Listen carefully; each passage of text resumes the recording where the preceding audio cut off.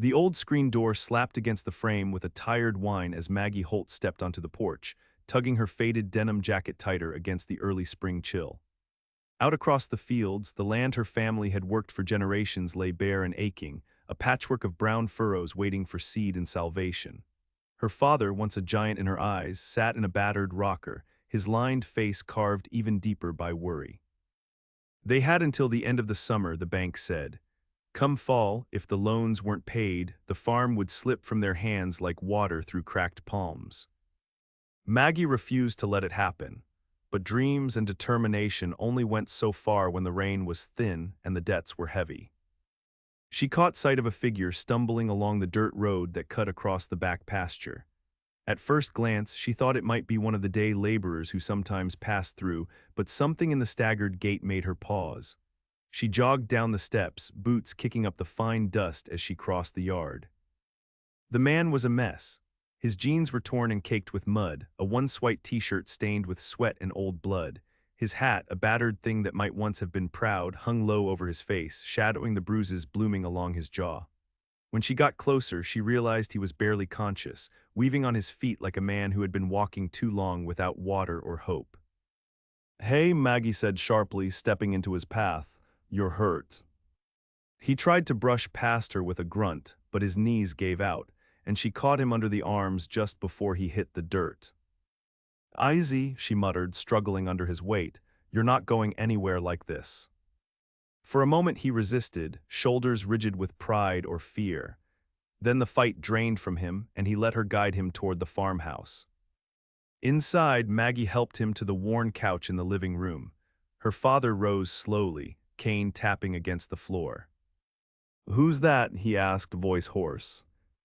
"Trouble maybe," Maggie said, grabbing the first aid kit from the sideboard. "Or just someone who got a worse hand dealt than we did." The man on the couch peeled one eye open. It was a startling green, fierce and clear despite the swelling around it. He tried to speak, but his throat was dry as dust. Maggie fetched him a glass of water, holding it steady while he drank in slow, careful swallows. "Name Sawyer," he rasped finally, voice rough like gravel. "Sawyer Cole." Maggie nodded but didn't press. She knew the kind of look a man got when he was running from something. She had seen it in town more times than she could count, but they had more immediate concerns than his past. "You're lucky you didn't break anything," she said, wrapping his ribs with gentle efficiency. "But you're gonna need a place to heal up." Sawyer tried to sit straighter, grimacing with the effort. "Don't want charity." "You won't get any," Maggie said briskly, wiping her hands on a rag. "You work for your keep." His lips twitched, almost a smile. "Work, huh?" She met his gaze steadily. "We've got plenty of it." Outside, the cattle lowed in the fading light, the barn roof sagging like a tired soldier. Fences needed mending, fields needed tending, machinery needed fixing, and no money to hire extra hands. Sawyer tipped his hat back with a grimace. "Then I reckon you got yourself a deal, miss." Maggie didn't trust easily, and she didn't hand out second chances like candy. But something about Sawyer Cole, broken as he was, felt like a gamble worth taking. What she didn't know, couldn't have known, was that Sawyer carried more than scars and secrets, and that the day he stumbled onto their land was the day everything began to change. For all of them. Mornings came early on the Holt farm, and Maggie was already in the kitchen when the first hint of gold touched the horizon. She poured coffee into two chipped mugs, the familiar rattle of the pot grounding her for the work ahead.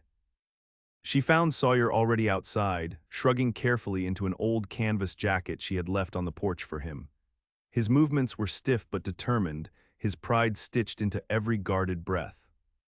Without a word, she handed him a mug. He took it with a nod, blowing on the steaming surface before sipping.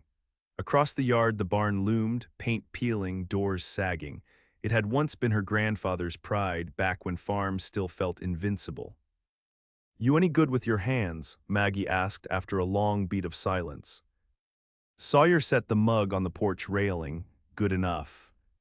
"We'll see." She jerked her chin toward the fence line, where 3 panels hung loose and the wire lay curled in the dirt like dead snakes. "You can start there." He didn't argue, just pulled a pair of work gloves from his back pocket and limped across the yard, every step a battle he refused to lose. Maggie watched for a moment longer than she meant to, then shook herself and headed for the chicken coop. By midday, sweat streaked Sawyer's face, and the air was heavy with the scent of tilled earth and sun-baked wood. Maggie checked the fence as she led a skittish calf back to the pen. To her surprise, the repairs were solid, clean, tight, no waste of wire. She'd seen plenty of hired hands do a worse job in better condition.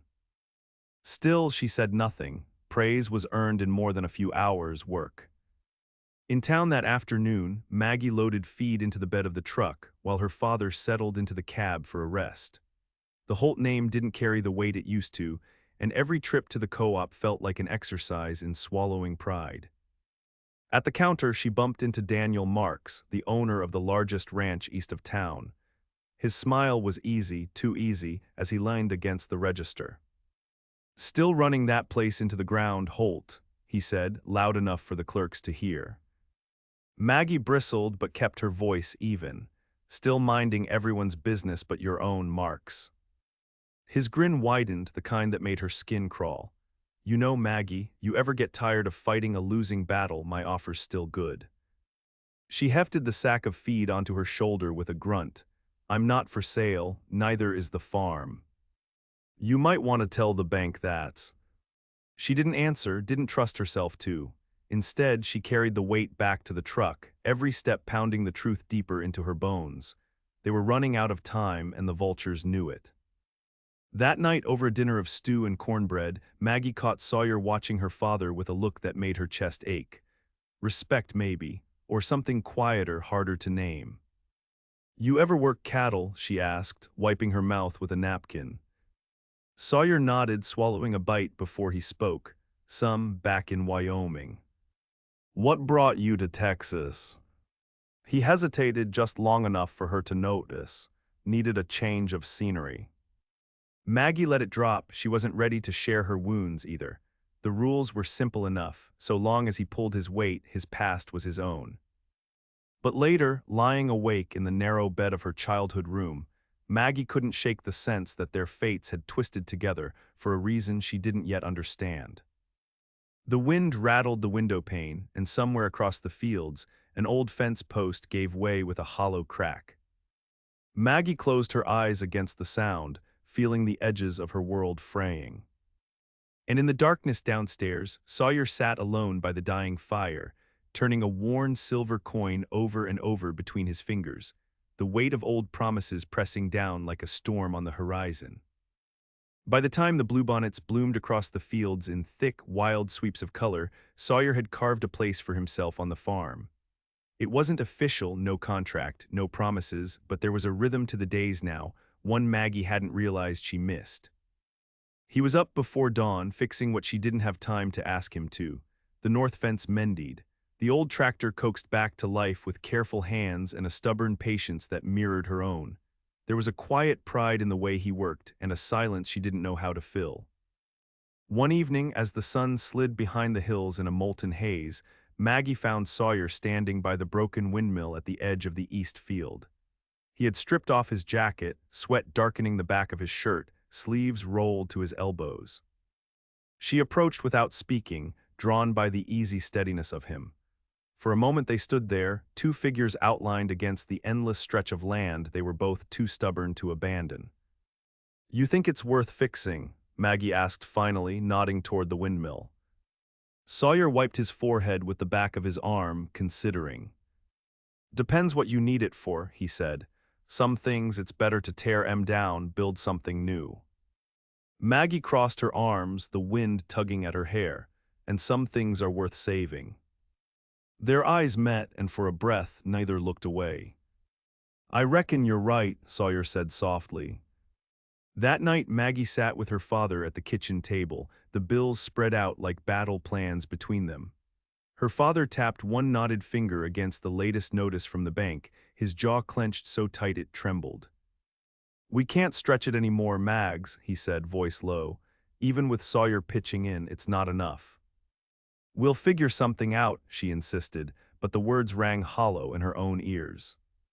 After her father went to bed, Maggie lingered in the quiet, tracing the edge of the ledger with one fingertip. Pride had kept them afloat this long, but pride didn't pay debts. Across the room, Sawyer leaned against the doorway, arms folded loosely across his chest. "You ever think about selling?" he asked, voice careful. Maggie stiffened, "No." He nodded as if he had expected no other answer. "Then you'll need help. We don't take handouts." "I wasn't offering one," he said. "I know a man up north runs a livestock auction. Pays good money for quality cattle. If you can spare a few head, it might give you breathing room." Maggie hesitated. It wasn't a solution, but it might buy them time. "How do you know people like that?" she asked, suspicion threading her tone. Sawyer's mouth tightened. "Spent most of my life around ranches, not all of 'em clean." It was the most he had offered about himself, and it raised more questions than it answered. But Maggie had learned to recognize truth when she heard it, and whatever shadows followed Sawyer, he wasn't lying now. "I'll think about it," she said. He pushed off the doorframe, tipping his hat. "That's all I'm asking." The next morning, they loaded 5 head into the old trailer. Sawyer drove, his hands sure on the wheel, while Maggie sat stiffly beside him, the weight of decision heavy on her chest. The auction barn was a dusty sprawl of pens and shouting men, the smell of livestock and sweat thick in the air. Maggie hated it instantly, but Sawyer moved through it with a wary ease, shielding her from the jostling crowd with the breadth of his shoulders. They fetched a fair price, more than Maggie had dared hope. It wasn't a miracle, but it was a lifeline. On the drive home, the tension in Maggie's shoulders eased slightly for the first time in weeks. She glanced sideways at Sawyer, who stared out at the passing fields with a distant look. "Thank you," she said, meaning it. He shifted, uncomfortable, didn't do much. "Well, you did enough." They fell into a companionable silence, the kind that needed no words. But back at the farm, an unwelcome sight awaited them. Daniel Mark's truck parked in their driveway, dust still settling around its tires. He lounged against the hood, a smirk curling his mouth as Maggie swung down from the cab. "You took your time," he said. "Thought maybe you were running." Maggie narrowed her eyes. "What do you want, Marks?" He straightened, pulling a folded paper from his back pocket and waving it lazily. "Just thought you'd want to see this. Notice of foreclosure proceedings. Looks like the bank done waiting." Her stomach twisted. "You can't just show up here waving that around," Sawyer said, stepping up beside her, voice low and dangerous. Mark snorted. "And who are you, Cowboy? Hired muscle?" Sawyer didn't answer. He didn't have to. The sheer presence of him was enough to make Mark's smirk falter. "You've got 90 days, Maggie," Mark said, tossing the paper at her feet. "After that, this place is mine." He climbed back into his truck and roared off, a rooster tail of dust trailing behind him. Maggie stood frozen, fists clenched at her sides. 90 days, less time than they needed, more time than they could afford to waste. Sawyer picked up the paper and handed it to her without a word.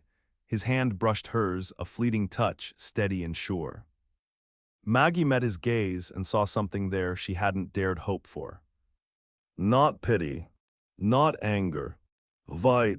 And for the first time in a long, long while, Maggie felt the stirrings of something that tasted a little like hope.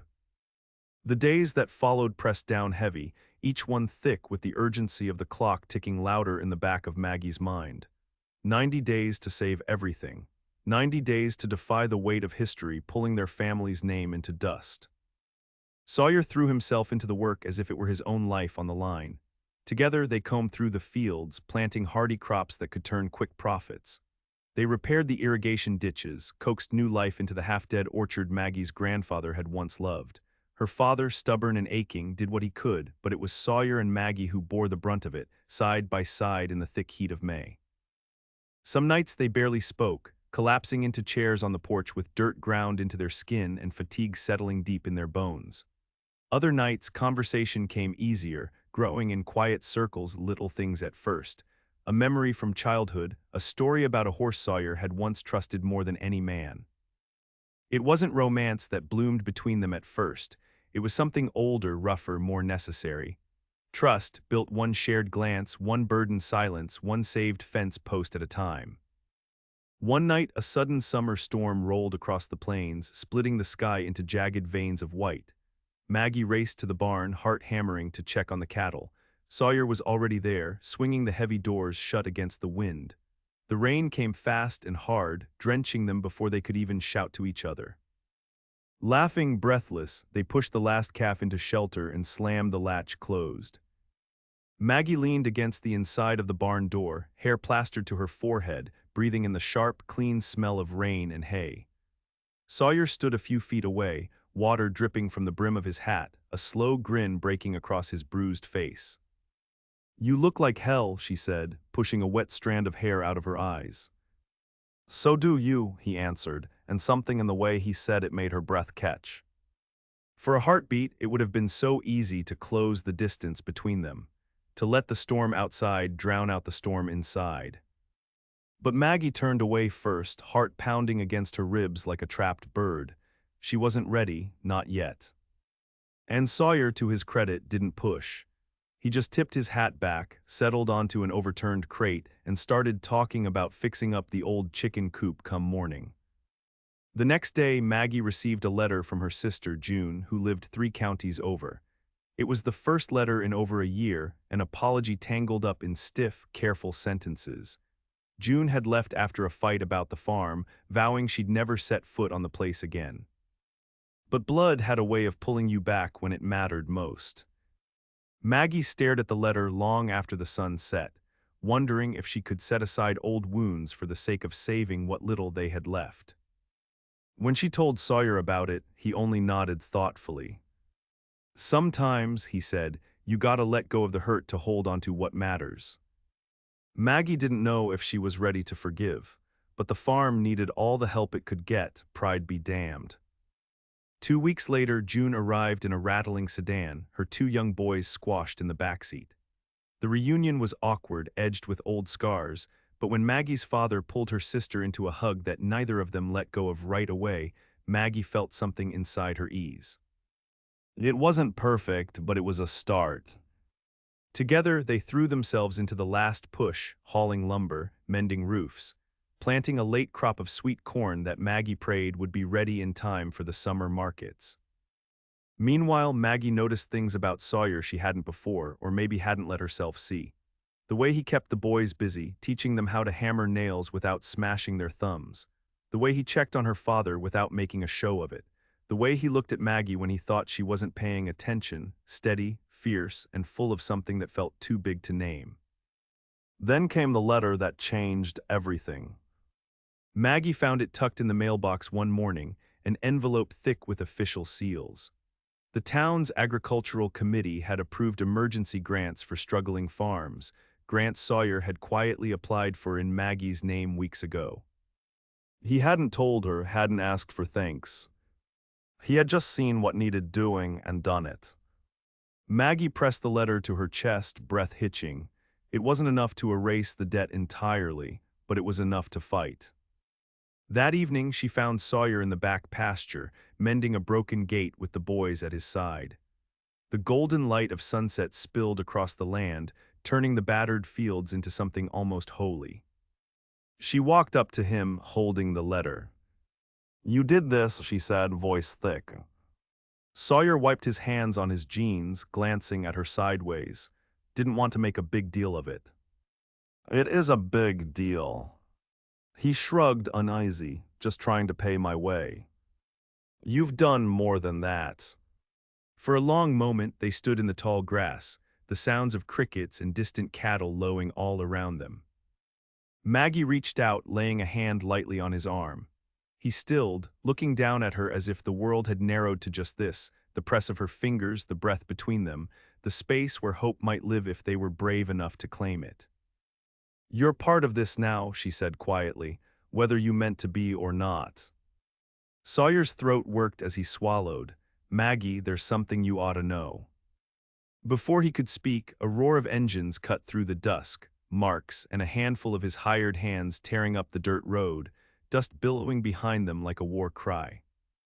Maggie's hand dropped from Sawyer's arm, her heart leaping to her throat. Trouble was coming fast and ugly. And this time it wasn't just the farm on the line. It was everything. The truck skidded to a stop in the yard, headlights blazing against the dark. Maggie stepped forward instinctively, heart hammering against her ribs. Sawyer was beside her before she could speak, his presence solid, grounding her against the rising tide of fear. Marks climbed out first, boots crunching on the gravel. His boys, men in name, bullies in truth, fanned out behind him, arms crossed, smirks plastered across their faces. "You're out of time, Holt," Marks called, voice slick with satisfaction. "Figured I'd do you the courtesy of helping you pack." "You have no right," Maggie shot back, stepping closer. Sawyer laid a hand on her shoulder, steady but firm. A silent reminder, not here, not this way. Marks laughed low, cruel. "The bank's already approved the seizure. Papers'll come through by morning. Figured I'd speed things along." "You don't own this place yet," Sawyer said, voice low, almost calm. But there was a thread of steel running through it that even Marks seemed to hear. Mark's gaze flicked to Sawyer, sneering, "Still letting your drifter fight your battles." Sawyer stepped forward then, and for the first time, Maggie saw the full measure of him. Not just the wounded man who had limped into her life, not just the hand who worked until his fingers bled. There was something older in him, something unbreakable. "I'm not fighting for her," Sawyer said. "I'm standing with her." Behind them, the screen door banged open. Maggie's father, frail but furious, stood on the porch with June at his side, the boys peeking out from behind her skirt. The family stood together, ragged but unyielding. Marks hesitated, maybe for the first time seeing not just the debt, but the people who bore it. "You want this place," Sawyer said, voice cutting through the night.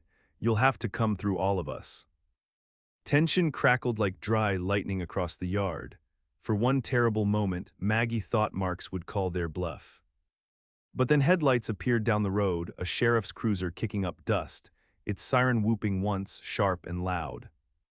Sawyer smiled, slow and grim. "Seems you're not the only one who can call reinforcements." Marks cursed under his breath, throwing a furious glance at the approaching lights. His men shifted uneasily. The sheriff climbed out of the cruiser, tipping his hat at Maggie's father. "Heard there might be trouble brewing," he said dryly. Marks spread his hands. "No trouble, just a misunderstanding." The sheriff looked at the group, unimpressed. Misunderstandings don't need backup. With little choice, Mark spat in the dirt, rounded up his men, and climbed back into his truck. Engines roared as they peeled away into the night, leaving behind nothing but churned earth and the lingering stink of anger. As the dust settled, Maggie turned to Sawyer. "You called them," she said, understanding dawning. He nodded, almost sheepish. "Friend of a friend, thought it wouldn't hurt to have the law on our side for once." Relief flooded through her, making her knees weak. She laughed, a raw, breathless sound. Then, without thinking, she threw her arms around Sawyer's neck.